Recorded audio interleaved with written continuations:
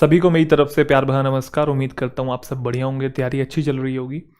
तो अक्सर बच्चों का एक सवाल रहता है कि सर इंग्लिश ग्रामर में ना बहुत सारे चैप्टर्स हैं, तो इतने सारे कौन पढ़ेगा। आप एक काम करो, बस मेन मेन चैप्टर बता दो, ताकि जो आने वाला मेरा एग्जामिनेशन है ना बस वो निकल जाए। अब जो गलती हम बचपन से करते आ रहे हैं ना स्कूल और कॉलेज लेवल पे, वही गलती हम यहाँ पे आगे कर रहे हैं।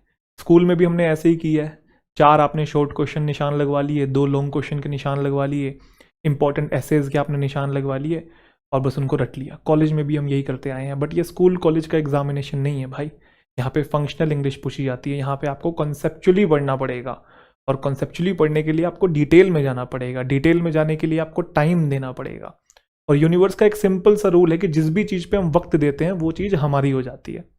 अब यूं मत कहने लग जाना जी वक्त तो मैंने उसको भी बहुत दिया था बट हुई नहीं मेरी वो। मेरे कहने का मतलब है कि जिस भी चीज़ पे आप वक्त देते हो उस चीज़ पे आपकी मास्टरी गेन हो जाती है।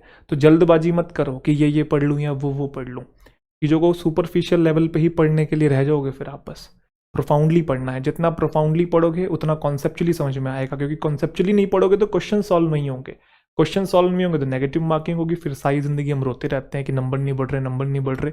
तो पूरा लूप है भाई ये। तो वैसे तो सारे चैप्टर्स इंपॉर्टेंट है, हर चैप्टर की अपनी एक इंपॉर्टेंस है। आपका जो टेंस है वो वर्ब से कनेक्टेड है, जो वॉइस है वो वर्ब से कनेक्टेड है, और आपका जो सिंटेक्स है वो भी वर्ब से कनेक्टेड है, नाउन प्रोनाउन से कनेक्टेड है, नाउन प्रोनाउन दोनों एडजेक्टिव से कनेक्टेड है, एडजेक्टिव एडवर्ब से कनेक्टेड है। तो मैं कौन सा चैप्टर बताऊं आपको कि इंपॉर्टेंट है और कौन सा नहीं। सारे चैप्टर आपस में इंग्लिश के कनेक्टेड है, हर चैप्टर की अपने एक इंपॉर्टेंस है। ऐसा नहीं कि कुछ छोड़ दोगे कुछ पढ़ लोगे, लेकिन कुछ चैप्टर्स ऐसे हैं जिनसे क्वेश्चंस ज़्यादा पूछे जाते हैं कुछ चैप्टर्स ऐसे जिनसे मेजॉरिटी ऑफ द क्वेश्चंस पूछे जाते हैं। बट इसका मतलब ये नहीं है कि आप बाकी चैप्टर्स को अवॉइड कर दोगे और उनसे क्वेश्चंस पूछे नहीं जाते, उनसे भी पूछे जाते हैं, बट कुछ चैप्टर से ज़्यादा पूछे जाते हैं। तो मैं मेन मेन के नाम आपको बता देता हूँ किस किस से ज़्यादा पूछे जाते हैं। तो उनको तो करना ही करना है, और मैं दोबारा बोल रहा हूँ इसका मतलब ये नहीं है कि बाकियों को छोड़ देना है, इन पे ज़्यादा ध्यान देना है। तो सबसे जो इंपॉर्टेंट चैप्टर होता है आपका वो है टेंस। इस पे आपने सबसे ज़्यादा ध्यान देना है। टेंस के बाद जो चैप्टर इंपॉर्टेंट है वो है प्रोनाउंस, इसके ऊपर बढ़िया ध्यान देना है। प्रोनाउंस के बाद आप ध्यान दीजिएगा वर्ब्स के ऊपर, वर्ब्स के साथ साथ आप ध्यान दीजिएगा सिंटेक्स के ऊपर, जिसे सब्जेक्ट वर्ब एग्रीमेंट कहते हैं, और एक चैप्टर और है प्रेपोजिशन।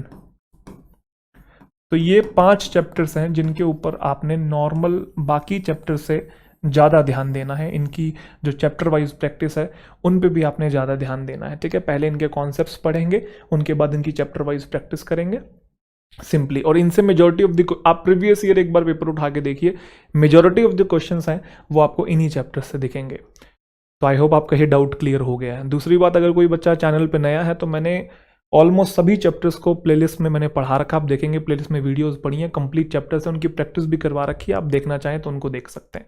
मिलते हैं फिर नेक्स्ट वीडियो में। अपना ध्यान रखिए। Thank you so much.